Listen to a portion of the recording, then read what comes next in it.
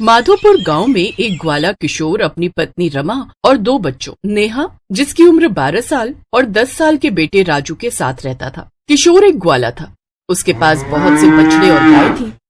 वो गायों का दूध, दही, घी बेचकर ही अपना घर चलाता था। वो जितना भी कमाता था उसकी पत्नी उसी में संतुष्ट थी।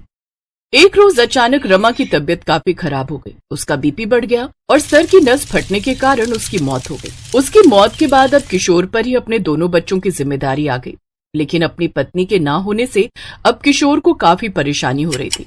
वो गाय चराने जाता तो उससे पहले उसे अपने दोनों बच्चों के लिए खाना बनाकर जाना होता और जब लौट कर आता तो उसे फिर से खाना बनाना होता। इन सब में वो गायों पर भी ज्यादा ध्यान नहीं दे पा रहा था। इसलिए बच्चों की देखभाल के लिए उसने माया नाम की दूसरी औरत से शादी कर ली। लेकिन माया उन दोनों को बिल्कुल भी पसंद नहीं करती थी। मैं यहाँ शादी करके इनकी नौकरानी बनने थोड़ी ना आई हूँ। मैं यहाँ काम करूँ और ये दोनों आराम करें। लेकिन नहीं, मैं ऐसा होने नहीं दूंगी। माया ने अपना दिमाग लगाया। अब उसने नेहा से घर के कामकाज करवाना शुरू कर दिया। साथ ही उसने राजू को भी काम पर भेजने की सोची। एक रोज, सुनिए जी, अब राजू बड़ा हो गया है। 10 साल की उम्र में बच्चे अच्छे से गाय चरा सकते हैं। अब आप काम पर ना जाकर इसी को काम पर भेजो। कह तो तुम ठीक रही हो माया। ठीक है, मैं अभी राजू को बोल देता हूँ। अब से वही गाय बछड़ों को चराने जाएगा। बस फिर क्या था, माया का तीर निशाने पर लगा। अब राजू हर रोज सुबह गाय बछड़े लेकर निकल जाता और नेहा घर के कामकाज करती। नेहा भगवान शिव की बड़ी भक्त थी। वो हर रोज शिव जी की पूजा करती। उन दोनों भाई बहन का आपस में बड़ा प्रेम था। एक दिन, दीदी, मुझे माँ की बड़ी याद आती है। जब से माँ गई है हमारे बुरे दिन शुरू हो गए और नई माँ तो हमें बिल्कुल भी प्यार नहीं करती। तू रोता क्यों है रे? बड़ी बहन भी तो माँ समान ही होती है ना। ले चल, मुंह खोल, आज मैं तुझे अपने हाथों से खाना खिलाऊंगी। इसी तरह दोनों भाई बहन आपस में बड़े प्यार से रहते। एक रोज राजू जंगल में गाय चराने गया हुआ था। तभी उसके सामने एक शेर आ गया। शेर, बचाओ बचाओ। शेर भाई, तुम मुझे मत खाना। मैं अपनी बहन का इकलौता भाई हूँ। मेरी सौतेली माँ और पिता को तो कोई फर्क नहीं पड़ेगा, लेकिन मेरी बहन, वो मेरे बिना मर जाएगी। अगर तुम चाहते हो कि मैं तुम्हें ना खाऊं, तो तुम मुझे अपनी एक गाय, एक बछड़ा दे दो। मैं उससे ही अपनी भूख शांत कर लूंगा। लेकिन इसके लिए मुझे माँ बाबा की इजाजत लेनी होगी। ठीक है, तो मैं कल तुम्हारा यही इंतजार करूंगा। घर आकर राजू ने ये बात सबको बताई। उसकी बात सुनकर माया ने कहा, ना बाबा ना, बछड़े गाय बिल्कुल भी कम नहीं होने चाहिए। पता है ना वो हमारे लिए कितने कीमती हैं। तुम्हारे बिना तो हमारा काम चल जाएगा। और अगर शेर तुझे खा भी गया तो पुत्र का क्या है? वो तो और भी हो जाएंगे। ये सुनकर राजू बड़ा उदास हुआ। फिर नेहा ने उससे अकेले में कहा, नहीं भाई, तेरे बिना तो मैं जी भी नहीं सकती। अगर तुम्हें कुछ हो भी गया तो मैं जिंदा भी नहीं रहूंगी। तू शेर को बोलना कि वो बछड़ा खा ले। वैसे भी बापू ने कहा था ना कि पुत्र तो और भी हो जाएगा, ऐसे ही बछड़ा भी और हो जाएगा। अगले दिन राजू ने वैसा ही किया। वो जंगल में गया और एक बछड़े को शेर को दे दिया। लेकिन शाम को जब वो घर लौटा तो एक बछड़ा कम पाकर किशोर और माया ने उसकी खूब पिटाई की। उस शाम राजू खूब रोया। अपने भाई का ये हाल देखकर नेहा ने उसे अपनी माँ की अंगूठी दी और उससे कहा, इसे तू रख ले और तू यहाँ से भाग जाना राजू। अगर तू यहाँ रहा तो ये लोग तुझे मार डालेंगे। अगर तू जिंदा कहीं दूर भी रहेगा तो मुझे कम से कम ये उम्मीद तो रहेगी कि हम कभी न कभी तो मिल जाएंगे। ठीक है, मैं मौका मिलते ही यहाँ से भाग जाऊंगा और जब कुछ बड़ा बन जाऊंगा तो तुझे भी अपने साथ इस नर्क से ले जाऊंगा। दोनों भाई बहन ये बातें करके सो गए। लेकिन उनकी ये सारी बात माया ने सुन ली और उसने एक तरकीब लगाई और अपने पति से जाकर कहा, सुनिए, उठिए ना। क्या हुआ माया? मुझे मांस खाने की इच्छा हो रही है। हाँ तो अभी सो जाओ, कल बाजार से ले आऊंगा। नहीं, मुझे जानवर का नहीं, इंसान का मांस खाना है, और वो भी उस राजू का। बोलो, कर सकते हो क्या तुम मेरे लिए ये काम? अगर तुमने ना कहा तो मैं हमेशा के लिए तुम्हें छोड़कर चली जाऊंगी। किशोर की समझ में कुछ नहीं आया और उसने राजू को चुपचाप गोद में उठाया और बाहर ले जाकर कुल्हाड़ी से उसके टुकड़े टुकड़े कर दिए। फिर अगले दिन माया ने उस मांस की सब्जी बनाई और सबको खाने को दी। पहले तो नेहा को शक हुआ क्योंकि आज से पहले उसने इस तरह का मांस नहीं देखा था। फिर उसकी नजर अपनी थाली में पड़ी उस उंगली पर गई जिसमें राजू ने उसकी दी हुई अंगूठी पहनी थी। उस रोज उसे राजू सुबह से घर में दिखाई भी नहीं दिया, इसलिए उसे समझते देर नहीं लगी कि ये उसके भाई का ही मांस है। उसने चुपके से वो उंगली उठाई और तबीयत खराब होने का बहाना बनाकर कमरे में चली गई और खूब रोने लगी। इन निर्दयियों ने मेरे भाई को मार डाला।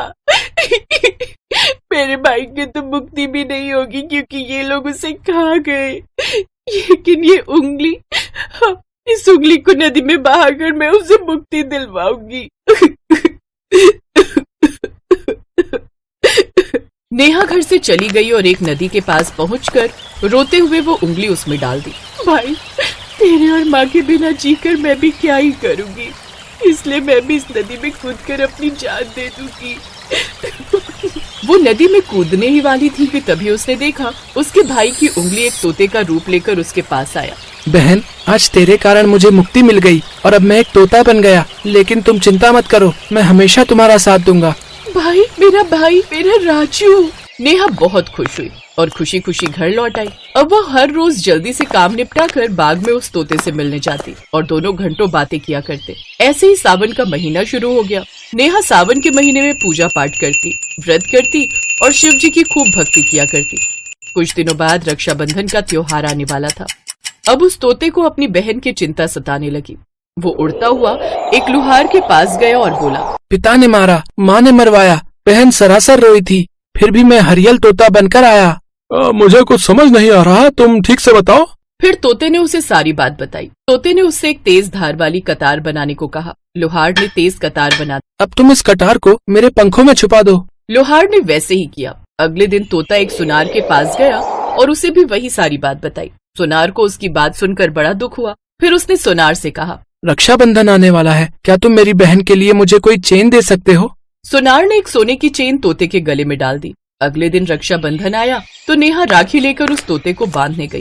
फिर उपहार के तौर पर उसने वो चेन अपनी बहन को दी। नेहा बड़ी खुश हुई और उसे पहनकर घर आ गई। जब माया की नजर उस पर गई तो वो जल भुन गई। हैं? अब तू चोरी करेगी?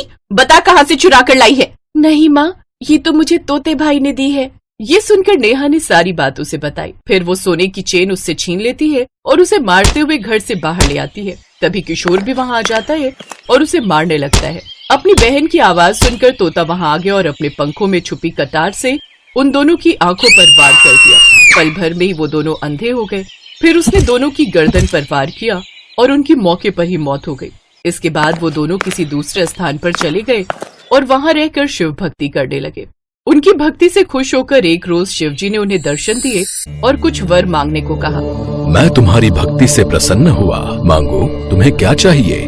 मेरे इस तोते भाई को फिर से मानव रूप में ला दो प्रभु। तथास्तु। उनके इतना कहते ही वो तोता फिर से राजू के रूप में आ गया। साथ ही शिवजी ने उन दोनों को कई सारी धन दौलत भी दी, जिससे अब दोनों भाई बहन खुशी खुशी रहने लगे। शिवपुर गांव में एक बहुत ही पुराना पेड़ था, जिस पर एक कौवा और कोयल दोनों रहते थे।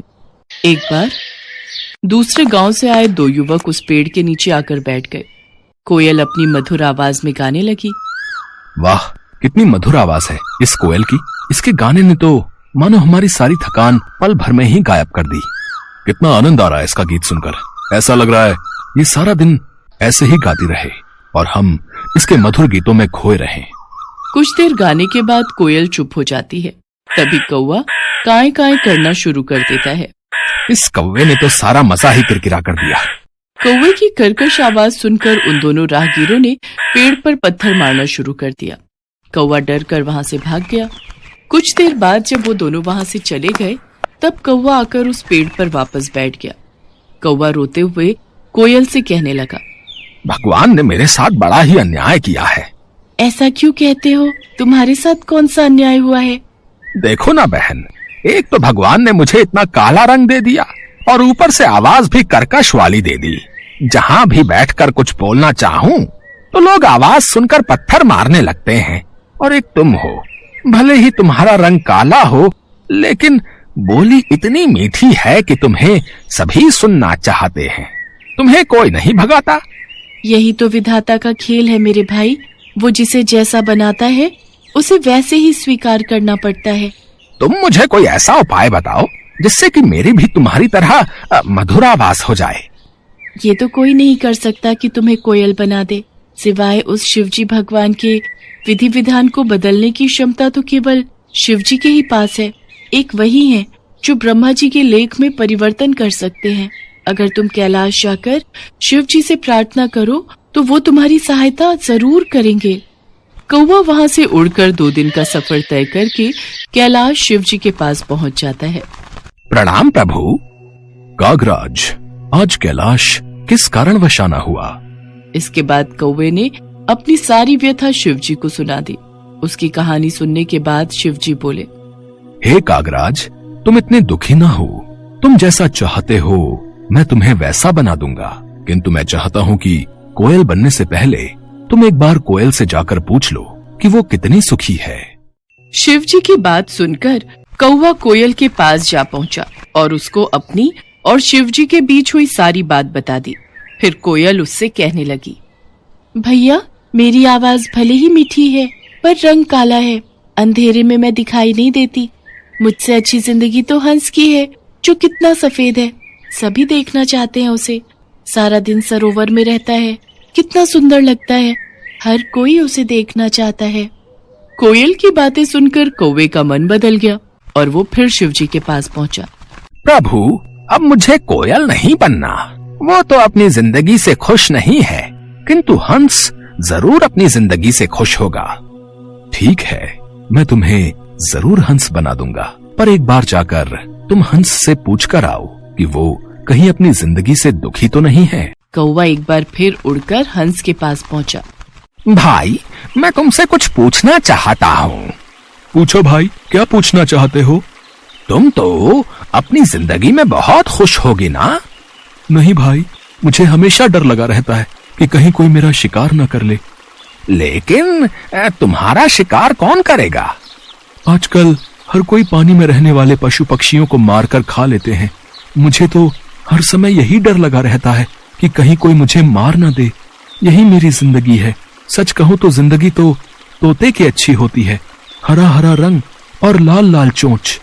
हंस की बात सुनकर कौवा तोता बनने की ख्वाहिश पाल लेता है और वो शिव जी के पास जाकर कहता है, प्रभु, मुझे तोता बना दीजिए।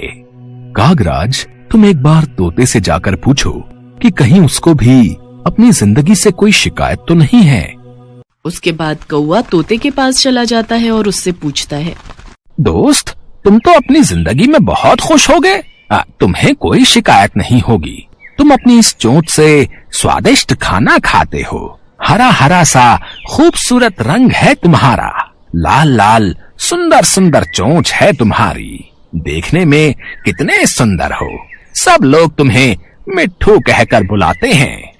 दोस्त, मेरी सुंदरता ही तो मेरी जान का कारण है। मुझे हमेशा डर सताता रहता है कि कहीं कोई मुझे पकड़कर पिंजरे में ना बंद कर दे, मेरी आजादी ना छीन ले। असली सुंदरता तो मोर के पास है। सुंदर सुंदर पंख, और जब वो नृत्य करता है तो कितना सुंदर लगता है। तोते की बात सुनने के बाद कौवा शिव जी के पास गया और बोला, प्रभु, ना ही मुझे हंस बनना है और ना ही तोता। कृपा करके मुझे मोर बना दीजिए। मोर तो अपनी जिंदगी से बहुत खुश होगा। कागराज, तुम एक बार मोर से भी पूछ लो, उसे कहीं अपनी जिंदगी से कोई शिकायत तो नहीं है। कौवा मोर को ढूंढने गया, लेकिन वो उसे कहीं दिखाई नहीं दिया। फिर वो उसे चिड़ियाघर में मिलता है। भाई, तुम दिखने में कितने सुंदर हो। जब तुम नाचते हो तो तुम्हारी खूबसूरती में चार चांद लग जाते हैं। लोग तो तुम्हारे साथ फोटो खींचने में कितने खुश रहते हैं। और एक मैं काला कलूटा, अगर मैं किसी की छत पर भी बैठ जाऊं तो वो मुझे वहां से भगा देते हैं। अरे काहे की सुंदरता, इसी सुंदरता के कारण तो आज मैं पिंजरे में कैद हूँ। अगर बाहर रहता हूँ तो हर समय डर रहता है कि कब न जाने कौन आकर मेरे पंख नोच ले, कहीं कोई मेरा शिकार न कर ले। सबसे अच्छी जिंदगी तो तुम्हारी है। ना ही तुम्हें कोई पकड़ता है और ना ही तुम्हारा शिकार करता है। अपनी आजादी में रहते हो, लेकिन फिर भी न जाने क्यों तुम्हें खुद से शिकायत रहती है कि तुम्हारा रंग काला है और आवाज बेकार है। सच कहूँ तो यही तुम्हारा सुरक्षा कवच है। मैं तो ईश्वर से प्रार्थना करता हूँ कि अगले जन्म में मुझे कौवा ही बनाए। मोर की बातों को सुनकर अब कौवे को समझ में आ चुका था कि ईश्वर वही करता है जो तुम्हारे लिए अच्छा होता है, ना कि वो जो तुम्हें पसंद हो। ये सोचकर कौवा फिर शिव जी के पास पहुंचा और कहने लगा, प्रभु, मुझे ना तो तोता बनना है, न कोयल, न हंस और न मोर। मैं जैसा हूँ मैं वैसा ही ठीक हूँ प्रभु। शिव जी उसकी बातें सुनकर हंसते हैं और कहते हैं, कागराज, यही तो मैं तुम्हें समझाना चाहता था। हमें किसी से खुद की तुलना नहीं करनी चाहिए, क्योंकि वो हमेशा दुख का कारण ही बनती है और हर कोई अपने आप में श्रेष्ठ है। अब कौवे को सारी बात समझ आ चुकी थी। वो शिवजी से आज्ञा लेकर खुशी खुशी वापस कोयल के पास लौट जाता है।